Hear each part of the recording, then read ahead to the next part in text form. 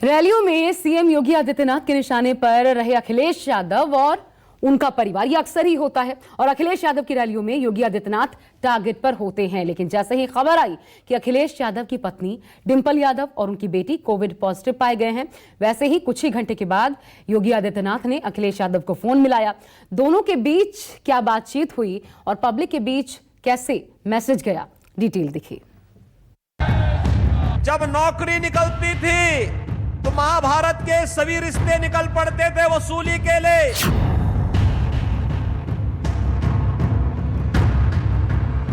हमारे सभी फोनों को सुना जा रहा है और मुख्यमंत्री खुद शाम को कुछ इसकी रिकॉर्डिंग सुनते। इन बयानों को सुनकर लोग इन्हें सियासी दुश्मन नंबर 1 कहेंगे, लेकिन सियासत के आगे भी कुछ होता है, इंसानियत, जिसकी सीएम योगी आदित्यनाथ ने फिर से मिसाल पेश की है। अखिलेश यादव की पत्नी और बेटी के कोरोना पॉजिटिव होने की खबर सुनते ही उन्होंने फौरन अखिलेश यादव को फोन मिला दिया और उनसे उनका और उनके पूरे परिवार का हालचाल जाना। मुख्यमंत्री योगी आदित्यनाथ ने बुधवार की रात अखिलेश यादव को फोन किया। दोनों नेताओं के बीच करीब 6 मिनट तक बातचीत चली। इस दौरान मुख्यमंत्री योगी आदित्यनाथ ने अखिलेश यादव, उनकी पत्नी डिंपल यादव और छोटी बेटी का हालचाल पूछा। मायावती बीमार पड़ती हैं तो योगी फोन करके हालचाल पूछते हैं। मुलायम सिंह बीमार पड़ते हैं तो योगी फौरन उनसे मुलाकात करने पहुंच जाते हैं। कल्याण सिंह का निधन होता है तो एक बेटे से भी बढ़कर योगी करते हैं। अखिलेश और उनके परिवार के बारे में सुनते हैं तब भी योगी फौरन फोन करते हैं।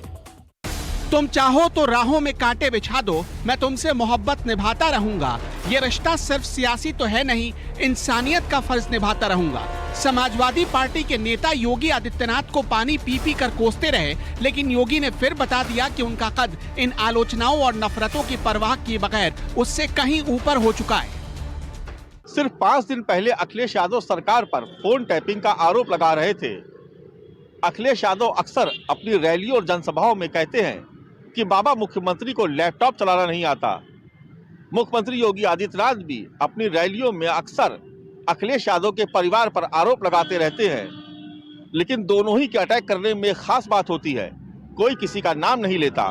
कि हमारे सभी फोनों को सुना जा रहा है। हमारे जितने भी फोन हैं समाजवादी पार्टी के कार्यालय के या हमारे संबंधित जितने लोग भी हैं, उनके मोबाइल को सुना जा रहा है।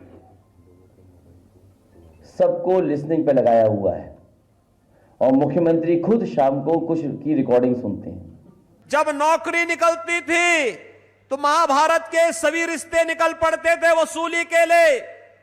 कोई चाचा, कोई भतीजा, कोई निकल पड़ता था और उसके बाद हर प्रतिभाशाली यूपी का नौजवान वंचित रह जाता था।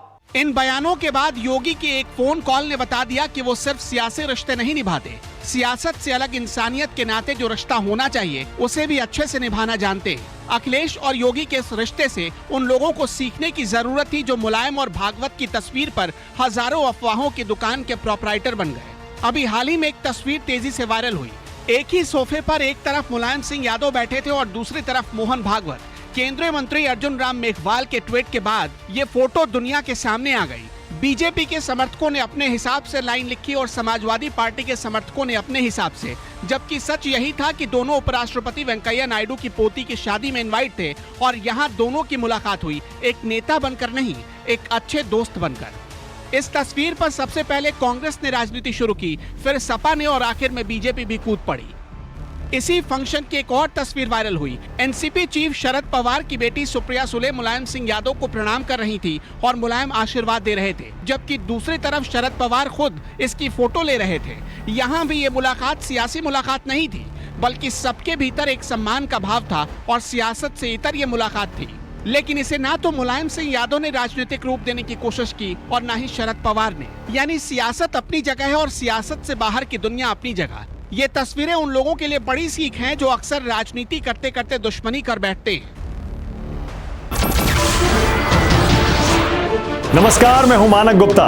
अगर आपको हमारा ये वीडियो पसंद आया हो तो इसे लाइक और शेयर जरूर करें और हाँ, हमें सब्सक्राइब और फॉलो करना ना भूलें ताकि आप देश और दुनिया की कोई खबर मिस ना करें। तो जुड़े रहिए हमारे साथ और देखते रहिए न्यूज़ 24।